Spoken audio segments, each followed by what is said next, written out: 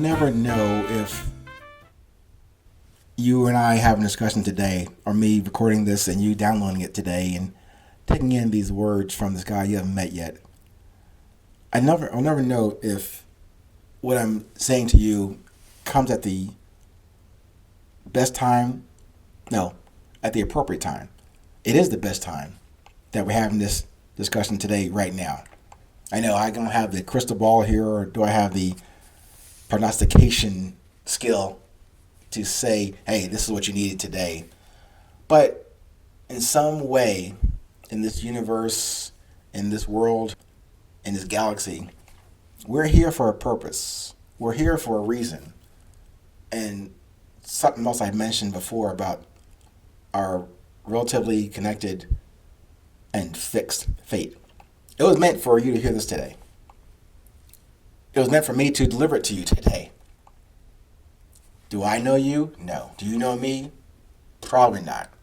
But here we are having this exchange of energy. Yes, voice to ear, my heart to yours. But we're having this connection right now. As brief as may be, for 500 seconds or for longer. It really depends upon not how much I put into it, not how much you put into it. It's almost like letting this moment bloom, develop, blossom, flower, expand, contract, connect, disconnect. That could happen in these few seconds over the past, 2 minutes just now. That could happen. I can't prescribe that. I can only, at best, describe it to you. And even better, or a better best, remind myself of just that. Yeah, it'd be fantastic if I'm doing this today, as you're hearing it today, as it resonates within me today, as it sings pleasantly to you today. That's a great proposition, a great hypothesis, a great concept. Will I be able to confirm that happened? From me, Mr. X, and you, Mr. Y, did these two things connect? Or was it an if-then condition? If it makes sense to you, then you'll accept it. If what I'm doing makes sense, then you'll accept it and then share it. That's a whole lot of thinking that I don't do very much of. I'm just relaying to you if I can put it in a small package, my intention, my sincerity, and my own personal curiosity about, yes, I shouldn't say this, but my curiosity about how well this will be received. And that's a really bad way to say that and to state it here publicly, because it shouldn't matter how it's received by you. It should start with how it's received by me as I'm delivering it. Am I feeling good about it? Am I feeling positive about it? Am I thinking yes and love about it? Or am I thinking, I shouldn't have done that? If that's the case, then I should have stopped. But I'm not stopped because I am feeling that about this presentation today. I don't think about being or imagining positivity. I'm not thinking about, let me imagine and feel love or joy. Those two things, love and joy, those are constants. Why do I think about them? Why do I even want to think about them? How about just observing them? That's why I'm telling you that concept or that construct of the resilience in the book itself. That is the base model about what resilience as a process model, how I can describe it to you in words and in pictures. Observation and communication. Very simply. And then another broader perspective is having more courage than vanity in your observation and in your communication. I know it sounds maybe a little twisted and what's it called? Byzantine. Not quite clear and A, B = C. I wish I could do that.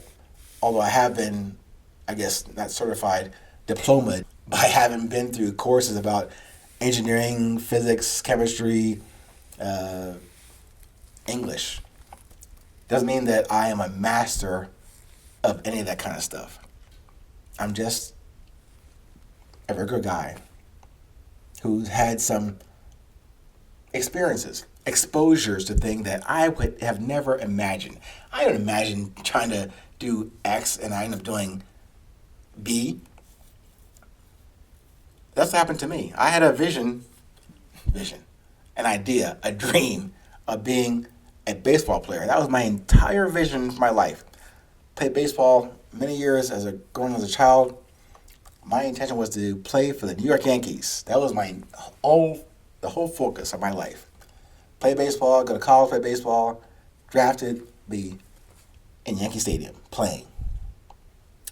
Obviously, that did not happen. The other plan for me, that fixed fate that I didn't know about, I didn't get the teaser, trailer, preview of what I'm going to be doing. Man, I wasn't wasn't awake then to see those. I'm sure there are crumbs or road maps or signposts that kind of guide me, but I didn't recognize those directions until much later in life. I actually didn't recognize that until the graduation day at West Point many, many years ago.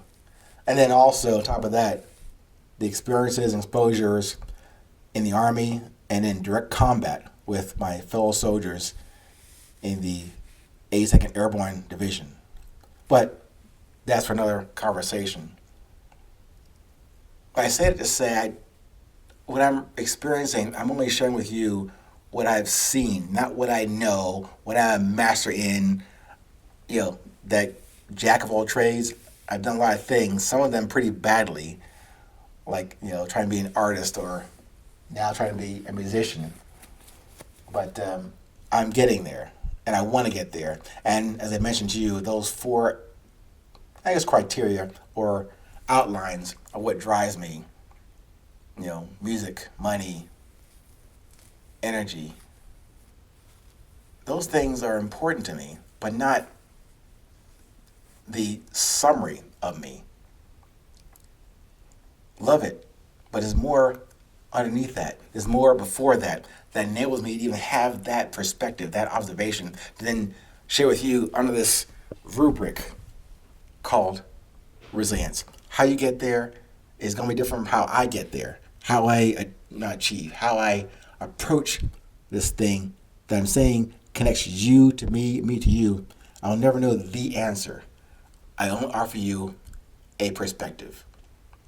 Today, a fresh, new one, not a repeat, a fresh, new perspective of what I am curious about, sincere about, genuine about, and really want to make sure we have the opportunity to have this kind of conversation on the fly without preparation or script or a written manual. I hope it helps you today. Stay present, stay focused, stay current. No matter where you are in this world, please tell someone, a friend,